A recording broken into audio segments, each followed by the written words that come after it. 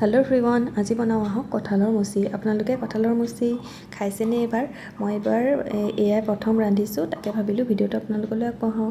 এয়া কঁঠালখিনি মই ধুনীয়াকৈ হাতত অকণমান মিঠাতেল সানি কাটি ল'লোঁ। এনেকৈ সৰু সৰুকৈ কাটি ল'ব লাগিব। তাৰপিছতে এটা কুকাৰত অকণমান নিমখ আৰু জোখমতে হালধি দি এইখিনি 4টামান চিটি মাৰি লৈছোঁ। তাৰপিছতে এইফালে এখন কেৰাহী পাতি দিছোঁ আৰু লগতে মিঠাতেল দি প্ৰথমতেই মই বইল কৰি ৰখা কঁঠালখিনি অকণমান ফ্ৰাই কৰি ল'ম। মই লগতে আলু এটাও দি দিছোঁ। আলুটো মই বইল কৰা নাই অৱশ্যে, এনেকৈ ফ্ৰাই কৰিয়ে দিছোঁ, নহ'লে আলুখিনি মানে ভাগি যাবও পাৰে।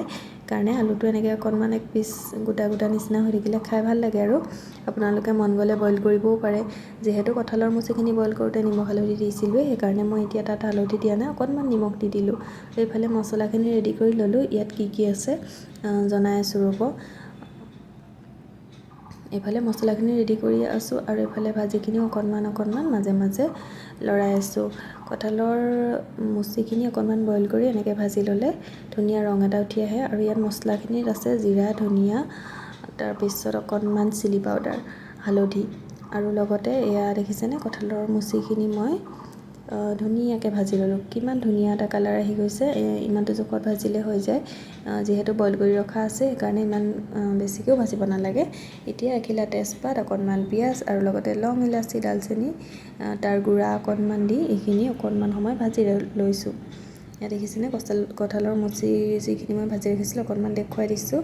আৰু এয়া পিঁয়াজখিনি অকণমান গল্ডেন ব্ৰাউন হওঁতে তাতে দি দিছোঁ এটা কাটি ৰখা বিলাহী, 2টা জলকীয়া আৰু লগতে অকণমান আদা নহৰু আৰু লগতে ইফালে মই দি দিছোঁ যিখিনি মছলাখিনি যে ৰেডি কৰি ৰাখিছিলোঁ। মছলাখিনি মই ধুনীয়াকৈ দি অকণমান তেল দি এনেকৈ গুলি লৈছিলোঁ। তাৰপিছত ইয়াত দি দিছোঁ। ইয়াত দেখিছেনে কিমান ধুনীয়া কালাৰ এটা আহিছে। এতিয়া ইয়াতে সেয়া কঁঠালখিনি দি দিলোঁ।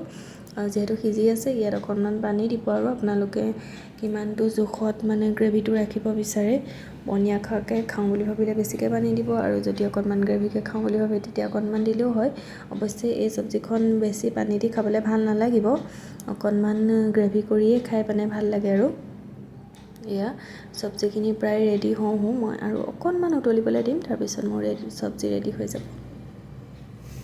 এয়া মই চব্জিখিনি ৰেডি হোৱাৰ পিছত আকৌ দেখুৱাইছোঁ আৰু আপোনালোকক ধুনীয়াকৈ তেল ওলাই গৈছে ওপৰলৈ। দেখিছেনে কিমান ধুনীয়া লাগিছে।